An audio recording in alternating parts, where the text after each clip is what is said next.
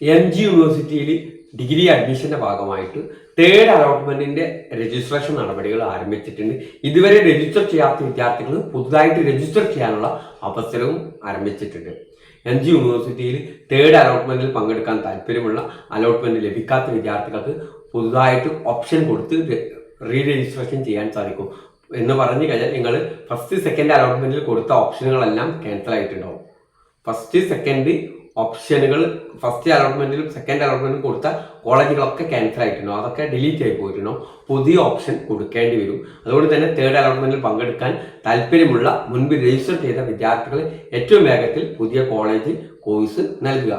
അതുപോലെ തന്നെ എന്തെങ്കിലും കാര്യങ്ങൾ എഡിറ്റ് ചെയ്യാണ്ടെങ്കിൽ എഡിറ്റിംഗ് ചെയ്യാവുന്നതാണ്. അതുപോലെ ഇതുവരെ രജിസ്റ്റർ ചെയ്യാത്ത വിദ്യാർത്ഥികൾ പുതുതായിട്ട് രജിസ്റ്റർ ചെയ്യാനുള്ള അവസരമുണ്ട്. ഇതിനുള്ള ഫെസിലിറ്റി ഈ വരുന്ന ജൂലൈ 4-ാം തീയതി വരെയാണ് ഇത് ലഭ്യമായിട്ടുള്ളത്.